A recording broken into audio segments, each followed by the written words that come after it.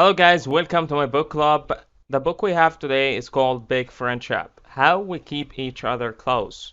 We're gonna know everything about friendship and the vital role that friendship has in our lives.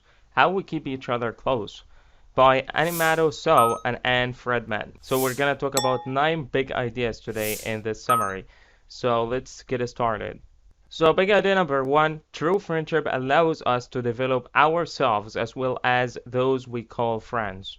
True friendship enables us to establish connections that propel us to greater heights. It also gives us a place to find the solace when things are not going as we expected. Every friendship will come with its problems and challenges, and we must be willing and ready to tackle them.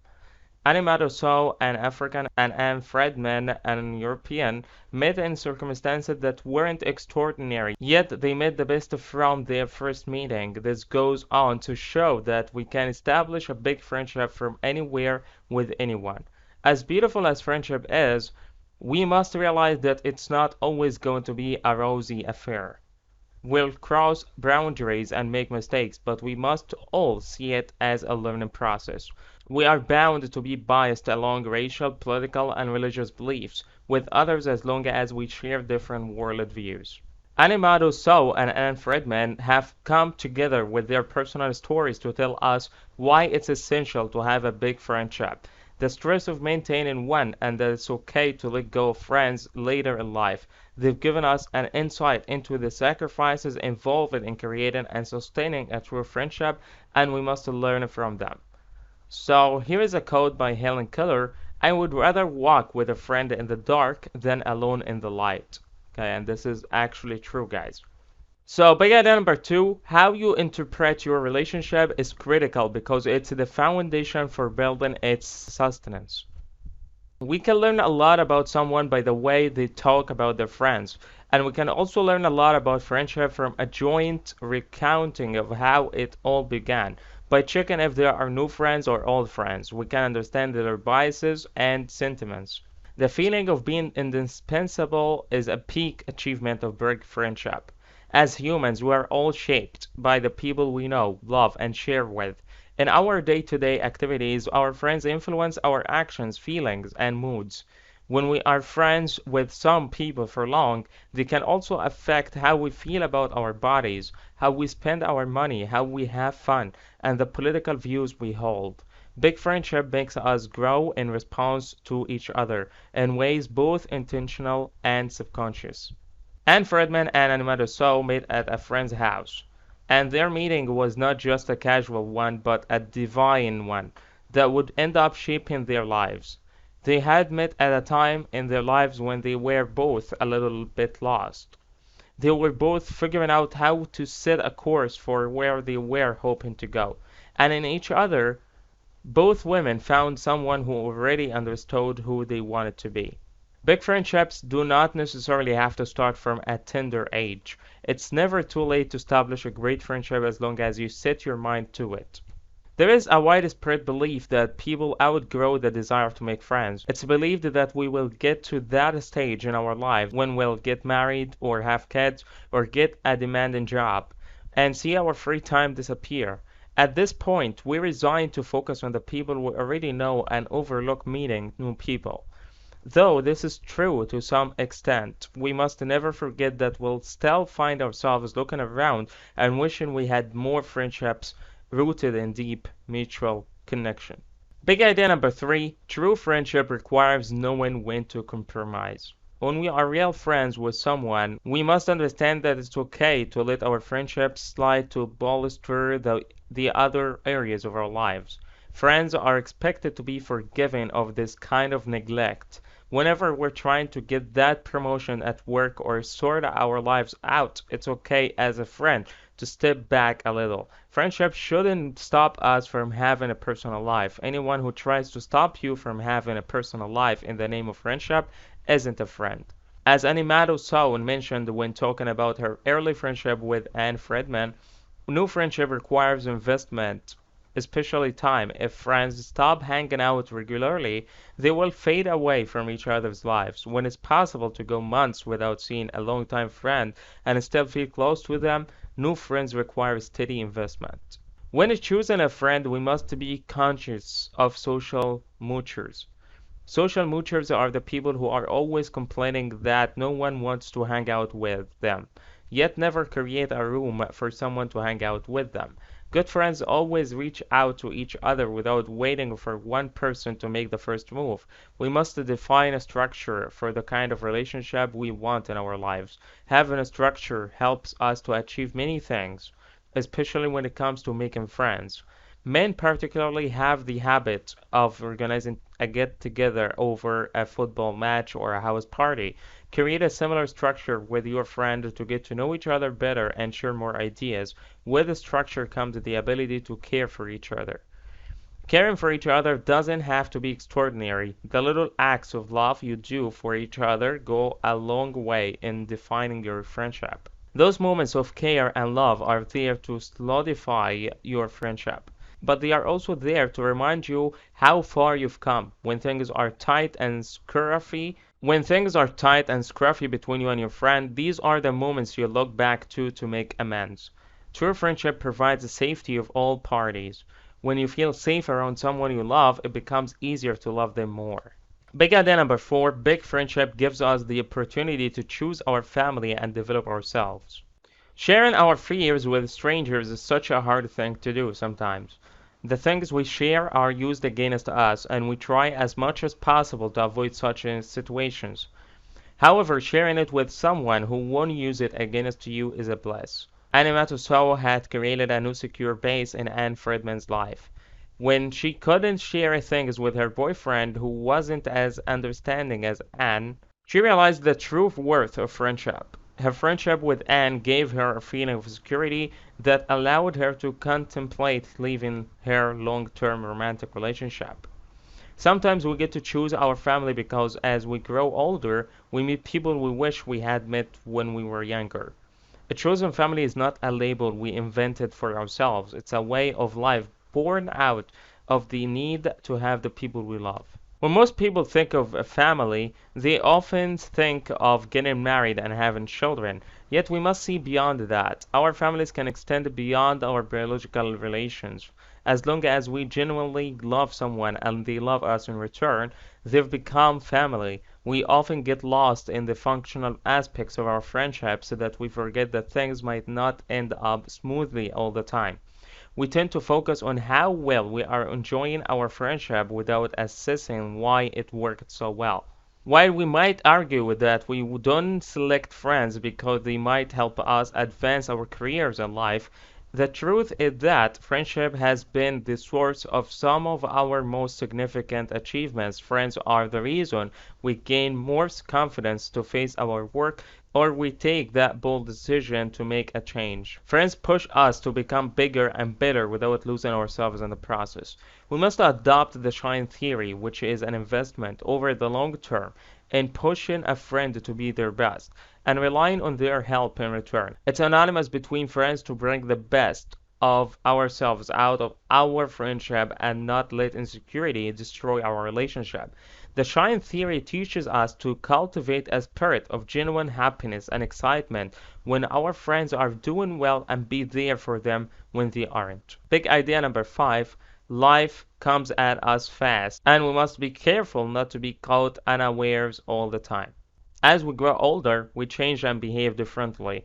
More responsibilities mean we'll have less time for ourselves and even less time for our friends. At this point, we become stretched and things start to get a little bit difficult.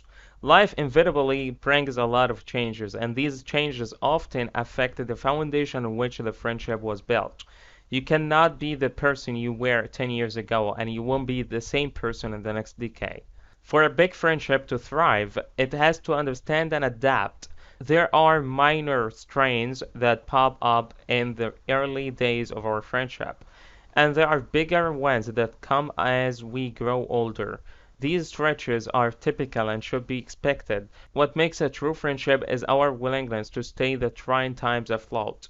A healthy friendship involves stretches in both directions. When you're stretching, you're both making an effort to figure out how you can adapt to your differences.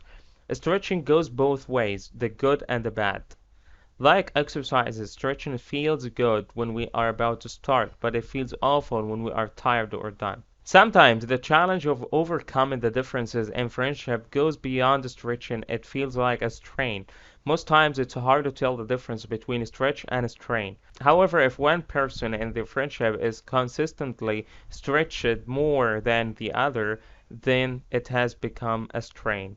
We must stay away from friendships that strain us because we end up gaining nothing, and we might lose ourselves in the process. When two people aren't stretching at the same rate or with the same intensity, the friendship starts to pull apart. It's only through stretching that we become stronger and grow better. When we have stretched ourselves, it's not always a pleasant experience, but when we look back, we can see that it's our challenges and not our good moments that have made us stronger, wiser, and more resilient. Beginning number six, creating a network of mutual friends goes a long way in strengthening friendships. So Animatou Sow and Friedman shared a lot of things, including mutual friends. They understood the importance of having mutual friends and how these mutual friends can strengthen a relationship. Having a mutual friend can lead to a three-way big friendship or casual friendship. Either way, it helps create a better atmosphere. When you get close to your friends, it becomes a huge happy family. It means you get more date night, more interesting gatherings, and more opportunities to expand. One way to keep in touch with mutual friends is through the web. The internet has evolved so much, making it easier to connect with people. Through social networks, you expose yourselves to the realities of other people's worlds. You get more support because your friends' would wanna patronize you. Also, the internet helps us overlook long distance friendships because we're still able to keep in touch.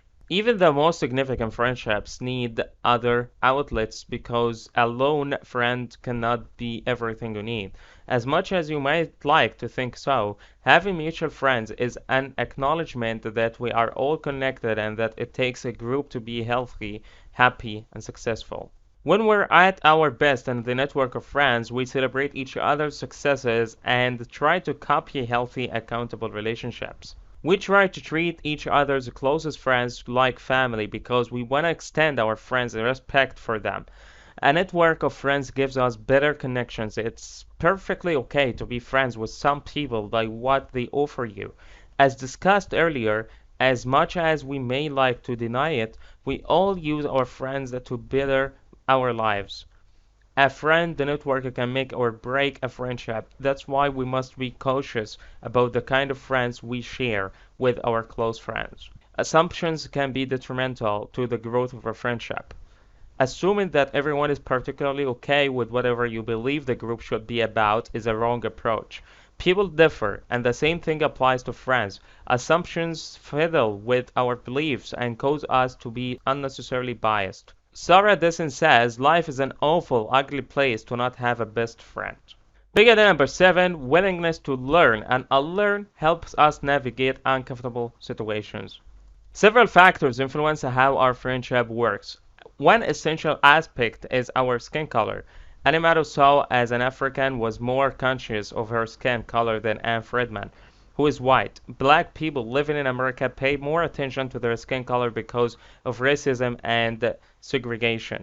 Some aspects of friendship with white people that black people are cautious that they could be subjected to racism at any moment, either by mistake or an intentional slur. What's more painful is that these friends have no idea how much it hurts, so they cannot truly feel sorry. When Animatou Sow went with Anne Friedman to a get together planned for Anne's friends, she realized that she was the only black person at the party. This made her feel very uneasy, and she immediately felt out of place. She was surprised to notice that Anne had no other black friends, and Animatou started to question her importance in her friend's life. Irrespective of how close we might be to our friends, we all have boundaries, places where we've drawn the lines and expect our friends not to pass. However, more often than not, these boundaries would be crossed, and it's an act beyond both parties' control. We're always on high alert for things strangers might say to us, but our guard is usually down when we're with people we know. If you're a white person and you get together parties are all white affairs, this signals a few things to your black friends and it might make them very uncomfortable. If we fail to make our friends comfortable around us, we'll gradually create a big hole between us that'll affect our friendship. So there is a complex system by which racism is developed, maintained, and protected. Racism is not just limited to having hatred for people of other races. It goes beyond that. It's a systemic socio-political issue that has been ingrained in every aspect of our lives. Being uncomfortable as an African in the United States is understandable. That's why you must ensure that you're open enough about your views on racism with your friends. Let them know that you acknowledge the differences and that you're willing to learn and unlearn many things. Big idea number 8, shared knowledge works better when we appreciate our friends' intelligence. We must always appreciate how brilliant our friends are. It should be a collective agreement between all the parties involved to appreciate each other's contributions and opinions about many things, and Friedman and Animatou Sow were each fascinated by how the other organized their thoughts and ideas from the earliest days of their friendship. And they were actively interested in knowing each other's opinions about everything. This feeling has made them feel themselves getting smarter in real time and getting a more definite sense of the world around them. It's why book clubs are so popular. It's why friends volunteer for charity together or join hands to canvass for a political candidate. That sense of shared responsibility results from believing in your friend enough to subscribe to what they believe in. So you know what to do, my friends, now, right? Okay. When you are interested in your friends' opinions, you subconsciously probe into their lives, looking for ideas, views, and answers to many questions. To share ideas, we must keep in touch with our friends. Thanks to the internet, it's now possible to stay in touch with as many people as possible from anywhere in the world. If we fail to keep in touch, we'll find it hard to sustain the momentum we've created to grow our friendship. Keeping in touch keeps us in the loop of things. The real danger about how people perceive your friendship isn't in telling a public story about your friendship. It's in the failure and inability to tell the private one. Friendship is complicated and it's a tough journey reserved only for people who genuinely love each other. Friendship is a series of life lessons we must learn that includes the good and the bad and the ugly. What distinguishes a normal friendship from a big friendship is the ability to enjoy the good times, accept our mistakes during the bad times, and look back to the good times to overcome the bad times. When we go through rough patches, our problems might feel highly specific to us and almost impossible to solve. But we must realize that millions of people are out there like us who are also trying to figure things out. It's normal to have rough patches, but our friendship truly defines our ability to come back together to make things work. And lastly, the final idea of the summary today, we must accept that it's okay not to be friends with someone forever. Experts believe that when it comes to friendship, ages 30 to 50 tend to be a low point. It's the time in our lives when spending structured and unplanned hours with friends starts to seem like a gift. Some people are lucky enough to have time for friends in their mid-30s. However, most people do not, and it's understandable. It might seem selfish that you are barely available for those who were there when you were younger, but the truth remains that with each passing day, you get to have more responsibilities which make it hard for you to create time. As explained by David Sedaris, a humorist, he had heard one woman explain to him that our life is like a stovetop. In her words, one burner represents your family, one is your friends, the third is your health, and the fourth is your work. If we leave all the four burners running, we'll soon run out of gas. So to save gas, we'll have to switch off one or two burners. This same logic applies to friendship. Sometimes the burner you have to switch off is that of friendship. Some people can switch off work or family, but most times people end up switching friends. Extinguishing friendship has its consequences for every aspect of life. Without friends, it's more challenging to get through trying times. Friendship has a more significant impact on our psychological well-being than our relationships.